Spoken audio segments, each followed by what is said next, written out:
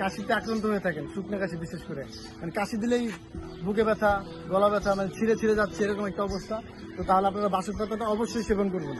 আমরা বাসক পাতা গাছের খুবই কাছাকাছি চলে আসছি, তো চলুন আপনাদের বাসক পাতার গাছটার সাথে পরিচয় করাই দিই। এই হচ্ছে সেই বাসক পাতা, যে বাসক পাতার রস খেলে আপনার কাশি, সর্দি, ঠান্ডা নিমিশে ভালো হয়ে যাবে। এটা আপনারা গরম পানির সাথে খেতে পারেন এবং রস চিপে চিপে রসটাও আপনারা গ্রহণ করতে পারেন। আপনি যেভাবে খান, মানে কথা হচ্ছে এটা আপনাদের সেবন করতে হবে, খেতে পারেন, ওটা হচ্ছে বেশি উপকারী। তাছাড়া আপনি এটা চায়ের সাথেও খেতে পারেন। বিলীনের পথে চলে গেছে গাছগুলো, এই বাসক পাতা বর্তমানে সচরাচর এখন কোথাও দেখা যায় না, বা অনেকেই এই যে ঔষধি গাছ সম্পর্কে অনেকেরই ধারণা নাই, এগুলো হচ্ছে ধারণার বাইরে বর্তমানে। আগেকার মানুষ তো ঔষধি গাছ পালা সম্পর্কে ভালো ধারণা রাখতো এবং সেগুলো থেকে তারা সুবিধা নিত। বর্তমানে এগুলো অনেকে জানেই না, সুবিধা নেওয়া তো দূরের কথা, আর গাছগুলো প্রায় বিলীনের পথে, এখন নাই বললেই চলে।